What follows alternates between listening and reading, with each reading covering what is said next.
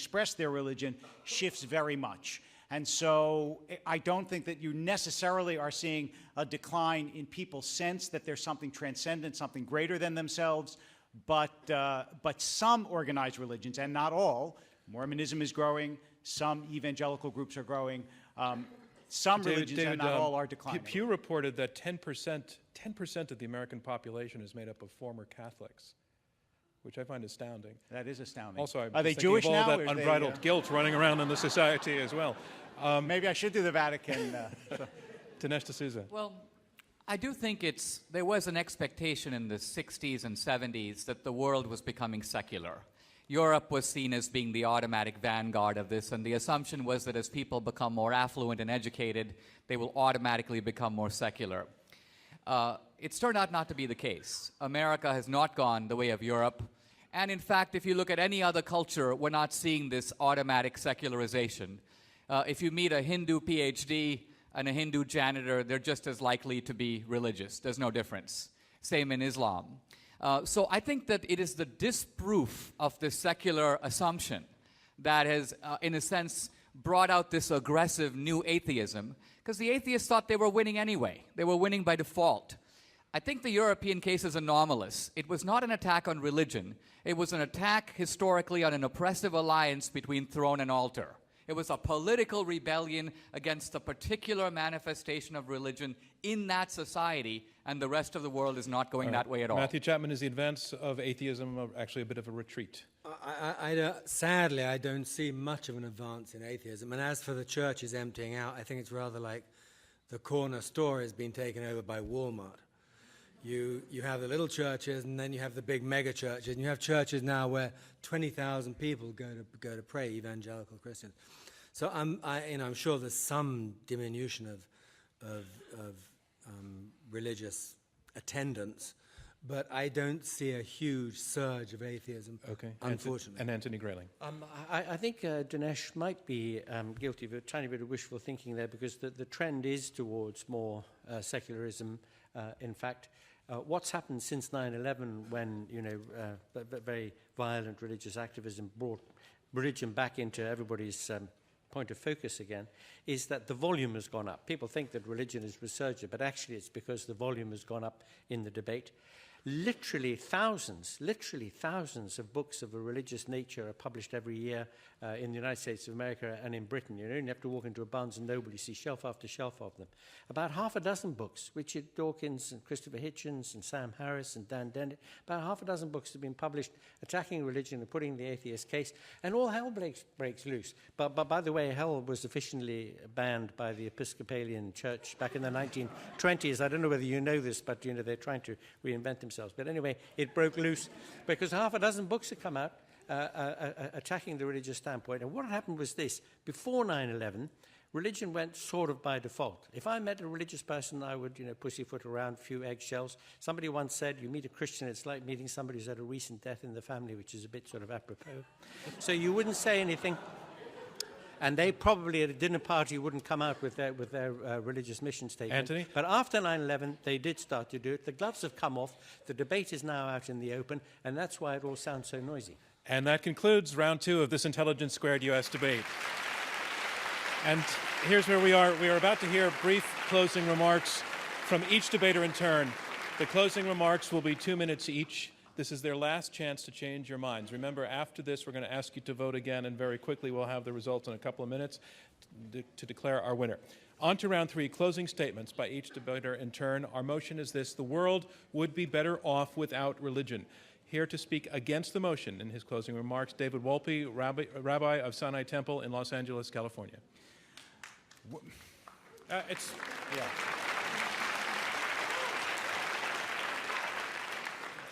I'm not going to read you from the article in Skeptic magazine that appeared in the most recent Skeptic magazine, which is as anti-religious a magazine as you can find, saying that it is not possible to sustain that religion causes violence in the world, that is in fact not true, and none of the statistics support it. But I do encourage you to take a look and read it, and instead I'm going to end with a story. I'm a rabbi. So Rabbi Hugo Gryn was a rabbi in England for many years, but he and his father were in Auschwitz when he was a child. And Hanukkah came around. And his father took the precious margarine ration, and instead of using it for food, he used it to light the Hanukkah candle. And his son protested and said, "How can you do this? Don't you understand that this is food?" And his father said to him, "Listen, my child, we have learned that you can go 3 weeks without eating. You can go 3 days without drinking, but you cannot go 3 minutes without hope." Now, we've been accused of being too sophisticated to participate in this debate. Right? Real religious people are simple-minded. But I want to tell you that there are people all over this world who, whether you think of them as simple-minded or not, the hope of their lives, the purpose of their lives, the good that they do is dependent, not in fact on evolutionary pressures alone, but on that candle, on the idea that God not threatens them, not is going to send them to hell, but that God created them in God's own image, that they are precious, that they are sacred, and so are other human beings. And they wouldn't live 3 minutes without that hope. And if you vote for the motion, then you're suggesting that the world would be better if the hope were taken away from them. It isn't, and you shouldn't. Thank you, David Wolpe. Our motion is the world would be better off without religion. And here to speak in support of the motion, A.C. Grayling, philosopher and author of the good book, A Humanist Bible. Thank you. It seems very unkind to say this, but alas, it's just basically true, that the religious outlook on the world has its roots, its origins in the beliefs, the superstitions of illiterate goatherds who lived up to 3,000 years ago. And however much religion reinvents itself and however much it tries to make us forget its history, and however much it obscures the fact that it depends upon proselytizing very small children for its survival, despite all that, we have an opportunity to think again and afresh and to recognize that in order to live with the kind of hope, with the kind of responsibility, with the kind of love for our neighbor, which is essential for a world of peace, we've got to do that hard work of choosing our morality, choosing our ethics, thinking about the principles on which we live, not borrowing it, not inheriting it, not having to conform to a set of doctrines about these things and a set of rituals which people very, very, very long time ago depended upon to do their thinking for them. But to think afresh, start again, and look at this world as a place where reason and human experience have to be our best because they are, in fact, our only guides. Thank you, A.C. Grayling. Our motion is the world would be better off without religion. And here to summarize his position against the motion, Dinesh D'Souza, president of the King's College in New York. Rabbi Wolpe and I have been laboring under a tremendous disadvantage in this debate. Both our opponents have a British accent. Now,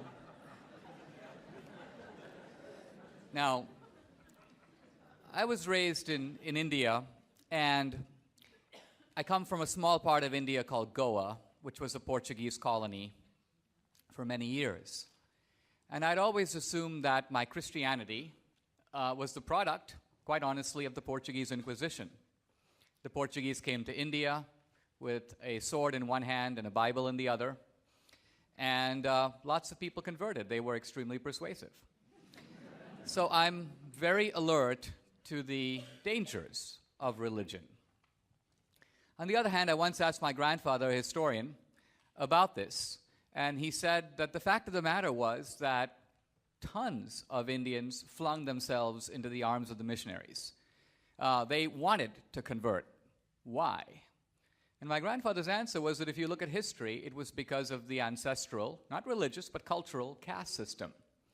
Most of the Indians were relegated to the lower castes. And the fact of the matter is that if you were at the bottom, an untouchable, let's say, there was no way to get out. There was no way to move up. No amount of merit could help you. And so even though the missionaries might have been greedy and irredentist, the fact that they preached an idea of universal brotherhood, of love, of compassion, inspired people, ennobled their lives, and that's why they became Christians. A world without religion would, in fact, be a grimmer, harsher, meaner world. Religion, for all its flaws, gives us a kinder and gentler world. And that's why it's better to have a world with religion in it. Thank you. Thank you, Dinesh D'Souza. Our motion, the world would be better off without religion, and here to summarize his position in support of this motion, Matthew Chapman, writer and co-founder of Science Debate. The world will be better off without religion because it is better off without religion.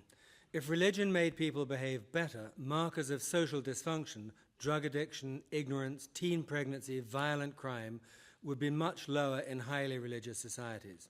In fact, the opposite is true. To quote my friend Austin Dacey, in post-Christian Europe, entire nations have been plunged into endemic health, skyrocketing education, and hopelessly low rates of violent crime. This wears a disadvantage to be English, and I'm not, I'm American. Forgive me for using America by way of comparison. I am American, I love America. However, 90% of Americans believe in God, but we have by far the largest prison population on earth. Drug addiction is widespread, gun violence is grotesque.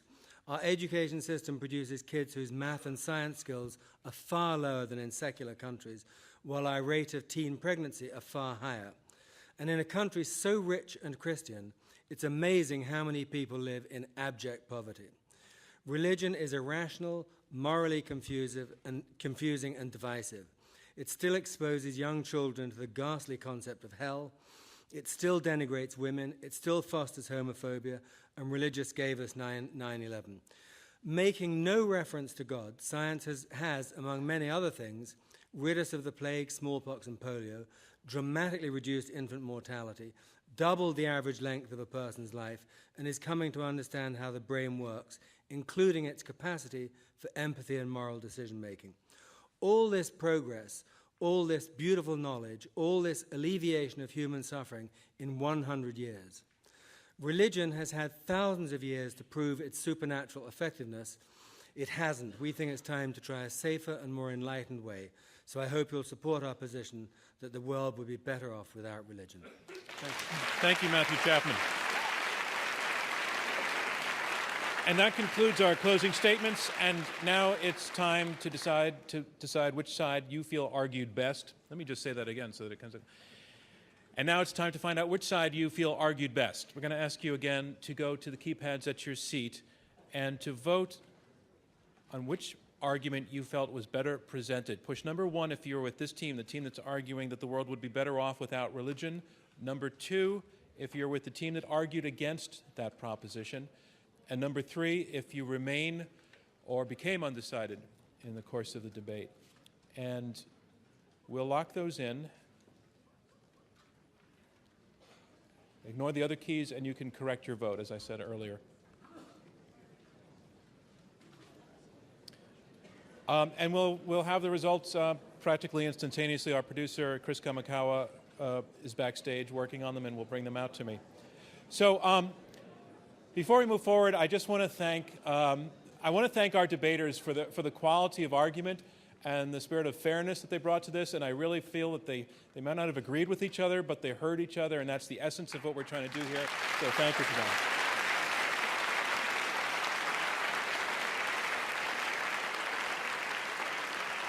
And I also want to say that the questions that we got tonight were some of the best we've ever had in a debate. The question from Slate, from everybody here, even the gentleman with the question that I wanted to veto. The audience's veto of my veto was a good call. I think that went into a good place. So thank you to all of you for your participation and for the questions that you asked. So this concludes our fall season, but we're starting up again right after New Year's. We start a new season of 5 debates throughout, from January through May, and we are setting them up now. And I just want to talk with you, let you know what's coming up, what's booked so far, what's cast in iron at this point. On January 10th, the UN should recognize a Palestinian state, will be our motion. And our debaters will include, arguing for recognition, Hanan Ashrawi, who has long been a player in the story of the peace process. She was the first woman to be elected a member of the PLO's executive committee. Very frequent guest in the old days on Nightline, and we're very, very happy that she's coming in for that. And arguing on the other side, Aaron David Miller. He has served 6 secretaries of state on Arab-Israeli negotiations, and the rest of the slots on that debating panel are yet to be filled. On February 7th, our motion is going to be obesity is the government's business. And we have booked Paul Campos. He is the author of The Obesity Myth, and he is